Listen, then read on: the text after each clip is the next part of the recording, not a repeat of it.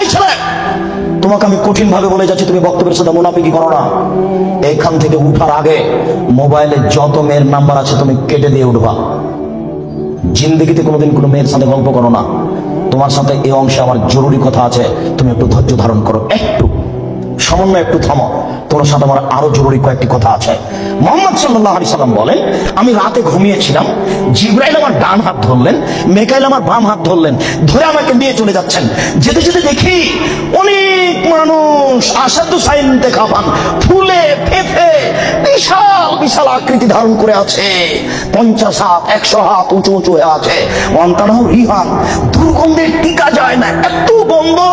কান্নাহুল মারাহিজ, মনে হচ্ছে যেন তারা গ্রামের টয়লেট, মনে হচ্ছে যেন তারা গণশৌচাগার, মনে হচ্ছে যেন তারা গ্রামের টয়লেট, মনে হচ্ছে যেন তারা গ্রামের শৌচাগার।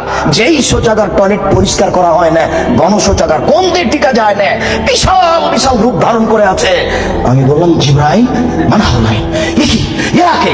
জিবরাইল, এরা কারা? ছি ছি ছি ছি, এরা কারা? এতক্ষণে গন্ধ, এতক্ষণে ফুলে আছে। তখন জিবরাইল বললেন, অহমদ সোনাতা সাওয়ানি, এরা হলো ব্যভিচার, ব্যভিচার নেই। বলো যুবক, মোটা মোটা হ্যাঁ ফুলে আছে, খুব গন্ধ, এরা কারা? ব্যভিচার, ব্যভিচার নেই। তুমি সাবধান থাকো, তুমি একটু অপেক্ষা করো। শুনুন, আল্লাহ নবী বলছেন যে আমার ডান হাত জিবরাইল ধরলেন, বাম হাত মিকাইল ধরলেন, ধরে নিয়ে চলে যাচ্ছেন। যেতে যেতে দেখি একটা গর্ত, চুলার মতো। কোন চুলা? যাতে তন্দুরি রুটি হয়। তন্দুরি রুটি চুলা দেখেছেন? ভিতরে রুটি দিয়ে সিদ্ধ হলে বের করে নেওয়া হয়, এরকম চুলা। তার ভিতরে দেখি ধাঁধা ধাঁধা ধাঁধা করে আগুন জ্বলছে। ইরতাফাও তিরতাফাও, আগুন যখন জোরে জ্বলে উঠছে, তখন ওর ভিতরে যা কিছু আছে সব উপরে চলে যাচ্ছে। খামেদাত রাজা উফিহা, আর যখন আগুনটা কমে আসছে, তখন সব নিচের দিকে চলে যাচ্ছে। ফিহারে চালন অনিসাওন ওরাতন, তাতে দেখি পুরুষ এবং নারী জমা ধরে আছে উলঙ্গ অবস্থায়, পরনে কাপড় নেই কারো, এভাবে জমা ধরে আছে উলঙ্গ অবস্থায়। আগুন যখন জোরে জ্বলে উঠছে, ধাঁধা ধাঁধা ধাঁধা করে উপরে চলে যাচ্ছে। আবার যখন আগুন কমে যাচ্ছে, তখন নিচের দিকে চলে যাচ্ছে। আর উপরে উঠলে মনে হচ্ছে যেন বের হয়ে পড়ে যাবে। দেখি সেখানে পুরুষ এবং নারী উলঙ্গ অবস্থায় জ্বলছে। আমি বললাম, জিবরাইল মানাউলা, এরা কারা? তখন জিবরাইল বললেন, অহমদ সোনা, তারা হলো ব্যভিচার, ব্যভিচার নেই।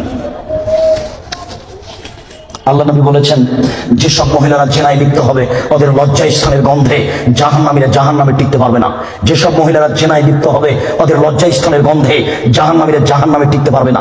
যেসব মহিলারা জেনায় লিপ্ত হবে, ওদের লজ্জা স্থানের গন্ধে জাহান্নামীরা জাহান্নামে টিকতে পারবে না। মুহাম্মদ সাল্লাল্লাহু আলাইহি সাল্লাম বলেছেন। শুনুন সম্মানিত দিনী ভাই, আবু হুরায়রা রাদিয়াল্লাহু তাআলা আনহু বলেন, রাসূল সাল্লাল্লাহু আলাইহি সাল্লাম বলেছেন, আল বিকরু বিল বিকরি জিলদু ওয়া তাগরিবু সানা। অবিবাহিত ছেলে মেয়ে যদি জেনায় লিপ্ত হয়, তাহলে তাকে 100 লাঠি পিটিয়ে এলাকা থেকে 1 বছরের জন্য তাড়িয়ে দিতে হবে। তিনি বলেন, বিবাহিত পুরুষ নারী যদি জেনায় লিপ্ত হয়, তাহলে তাকে ইট ঢিল পাথর দিয়ে মেরে মেরে মেরে ফেলতে হবে। এদেশের লাখো ভাবিকে ইট ঢিল পাথর দিয়ে মেরে ফেলতে হবে যারা দেবরের সাথে জেনায় লিপ্ত হয়েছে।